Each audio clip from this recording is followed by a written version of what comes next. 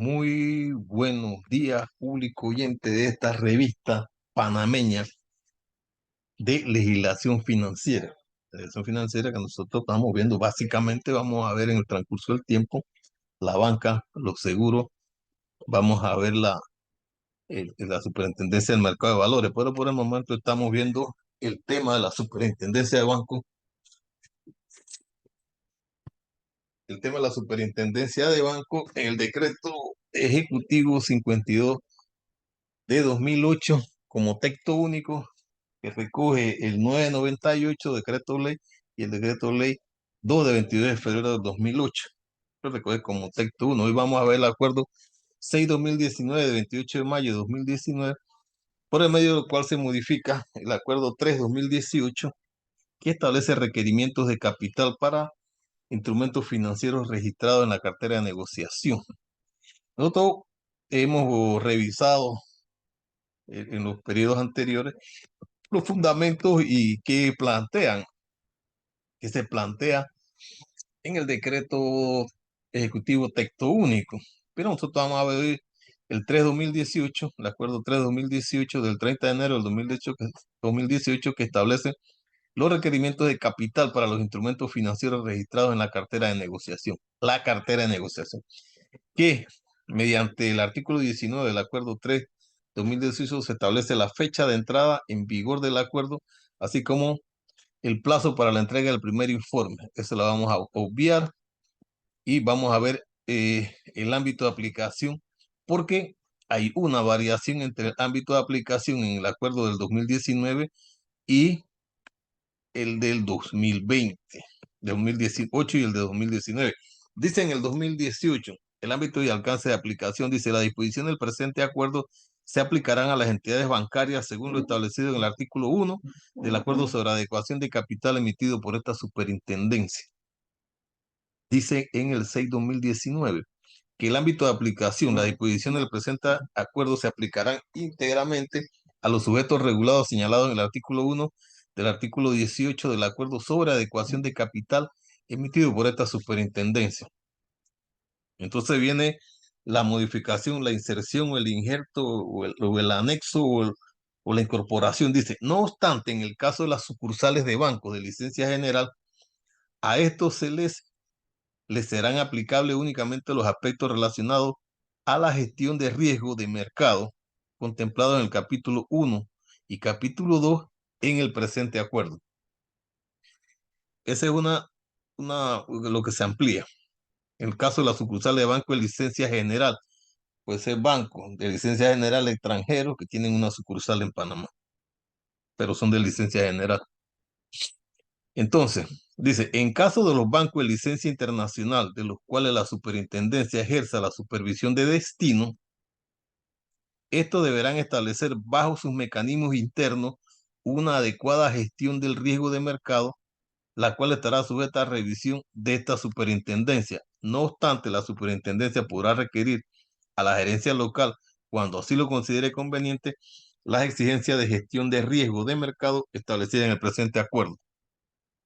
Hay un tratamiento diferenciado, no es general, sino que ahora se comienzan a hacer distinciones entre los tipos de licencia y lo que puede hacer la superintendencia ahora en la licencia internacional desde la supervisión no de origen, sino de destino.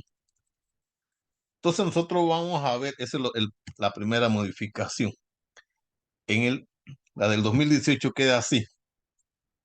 Dice, la cartera de negociación de una entidad financiera está compuesta por instrumentos financieros que el banco mantenga con uno o más de los siguientes fines: cerrar posiciones a corto plazo con ganancia, bien mediante la venta o la compra, dependiendo de la posición en el instrumento financiero, obtener a corto plazo ganancias de valoración.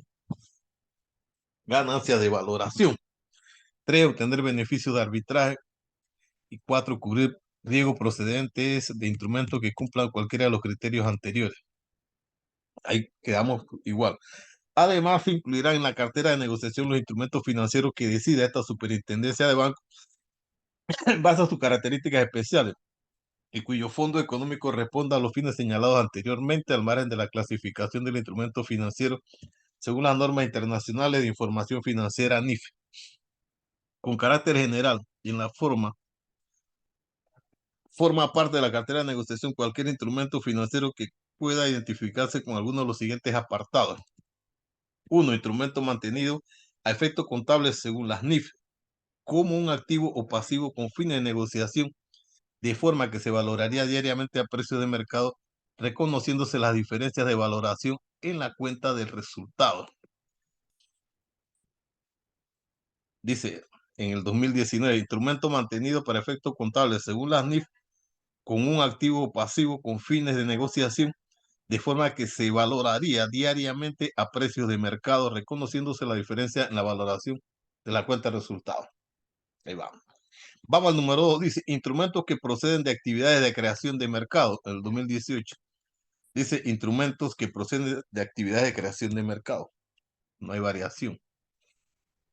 La tercera, en el 2018, decía, instrumentos que proceden de actividades de aseguramiento de emisiones de valores.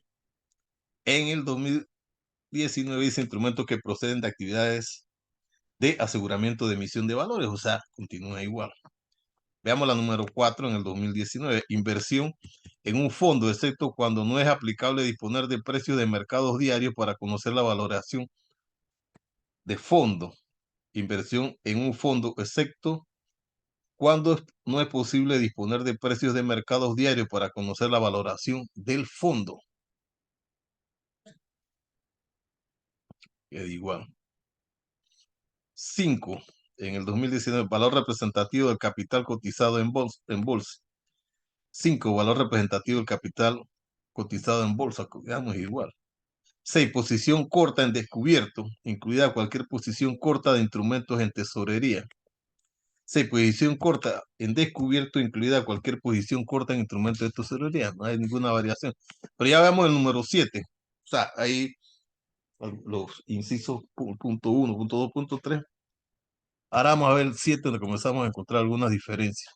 Dice, contratos derivados, excepto aquellos que cumplen funciones de cobertura de posiciones que no están registradas en la cartera de negociación y cuyos contratos están adecuadamente documentados y con la prueba de que la cobertura es eficaz desde el punto de vista financiero. 2019, 2018. Ahora 2019 dice, contratos derivados, excepto aquellos que cumplen funciones de cobertura de posiciones que no están registradas en la cartera de negociación y cuyos contratos estén adecuadamente documentados y con la evidencia de que la cobertura es eficaz, no necesariamente con base a los criterios de las normas contables, sino desde el punto de vista económico y financiero. ¿Ves? Pues aquí ya comenzamos a encontrar diferencias. No necesariamente con base en los criterios de las normas contables, sino desde el punto de vista económico y financiero.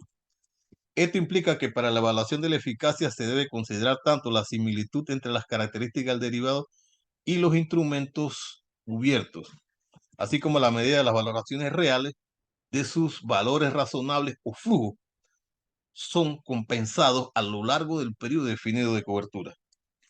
Y vamos a ver el 2018, número 8. Dice, en el 2018 dijeron, instrumentos financieros que incluyan derivados, sean explícitos e implícitos.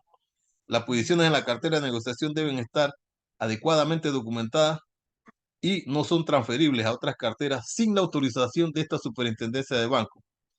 Para que un instrumento financiero pueda registrarse en la cartera de negociación, debe poder valorarse diariamente a precio de mercado o en su caso con modelos que utilicen el máximo de información procedente de los mercados y sensibles a los factores subyacentes que determinan el valor razonable del instrumento. El grado de liquidez de un instrumento es un factor muy relevante para la clasificación del instrumento financiero en la cartera de negociación. Entonces nosotros vemos el tema del mercado y la valoración diaria en el 2020, 2018 y en el 2019 dice, instrumentos financieros que incluyan derivados, sean explícitos o implícitos, y amplía más, que formen parte del libro bancario y cuyo subyacente esté relacionado con el riesgo de renta variable o riesgo de crédito. Queda entendido que estos instrumentos deben considerarse para efectos del cálculo de requerimiento de capital por riesgo de mercado. Dice, las posiciones en cartera de negociación deben estar adecuadamente documentadas y no son transferibles a otras carteras sin la autorización de la Superintendencia de Bancos. Entonces, ahí lo vemos, las diferencias y las igualdades. Administración del riesgo de mercado se dice en el 2019, pero en el 18 se hablaba de riesgo de mercado y factores de riesgo. Entonces, cuando en el 2018 se hablaba de riesgo de mercado en el artículo 3 y los factores de riesgo, decía que para los efectos de la aplicación del presente acuerdo se entenderá por riesgos de mercado a los riesgos de pérdidas en las posiciones mantenidas en la cartera de negociación de la entidad. Los eventos de riesgo que más pueden influir sobre los valores razonables de los instrumentos mantenidos en la cartera de negociación son cambios en la tasa de interés libre de riesgo. Uno. Dos. Cambios de los diferenciales de rendimiento de un emisor. Tres. Cambios en el tipo de cambio de divisa. Cambio en la calificación crediticia de un emisor o en las calificaciones de un bono titularizado. Cambio en los precios de las acciones. Cambio en el precio de las materias primas y otras mercancías. Cambio en el precio del oro. Eventos de default y eventos de crisis de liquidez. Son eventos de riesgo que más pueden influir en los valores razonables de los instrumentos mantenidos en cartera de negociación. Entonces, eso es lo que se planteaba en el 2018. Y en el 2019 se plantea que la administración de riesgo de mercado, una concepción un poco más amplia, dice que los bancos actualizarán diariamente a precios de mercado la valoración de los instrumentos incluidos en la cartera de negociación. Los bancos deben contar con políticas y procedimientos claramente definidos y con prácticas documentadas para determinar qué instrumentos incluir o excluir de la cartera de negociación a los efectos de calcular el capital regulatorio. El control interno del banco debe analizar los instrumentos tanto dentro como fuera de la cartera de negociación a objeto de evaluar si están clasificándose inicialmente de forma adecuada. Dice, el cumplimiento de dicha política y procedimiento debe estar completamente documentado y sujeto a auditoría interna periódica, quedando a disposición para su examen supervisor. Los instrumentos financieros incluidos en la cartera de negociación deben estar sujetos a políticas claramente definidas y procedimientos aprobados por la Junta Directiva. Dichas políticas y procedimientos deben, como mínimo, abordar los asuntos que se indican a continuación. Uno, las actividades que el banco considere como negociación o cobertura de instrumentos incluidos y que por lo tanto se incluyen en la cartera de negociación a efecto del capital regulatorio. Las estrategias de negociación, incluyendo el horizonte de mantenimiento esperado y posibles reacciones si se supera este límite para cada cartera de instrumento incluido. El establecimiento de límites y la comprobación permanente de su adecuación. Proceso para mantener informada a la Junta Directiva y a la Gerencia Superior como parte integral del proceso de gestión de riesgo de la institución. En el caso de instrumentos financieros incluidos en la cartera de negociación que se valoren mediante un modelo, se deberá como mínimo identificar los riesgos significativos de los instrumentos, incluido disponer de metodologías de valoración que deben estar explícitas en los correspondientes manuales de valoración, de tal modo que puedan ser replicadas las valoraciones siguiendo las instrucciones del manual. En particular, ofrecer el detalle de las bases de datos utilizadas y en general la fuente de información, los supuestos y la metodología de estimación en el caso de los parámetros necesarios para la utilización del modelo.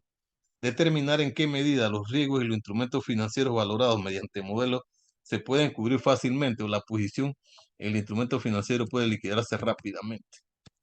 Esto realmente marca en cuanto a la regulación aspectos de administración del riesgo que son superiores, porque son más conceptuales. En 2018 son cuestiones más puntuales, son de hacer, acá es de interpretar, y de hacerlo lo hace mucho más conceptual y mucho más avanzado en los aspectos que trata de cubrir.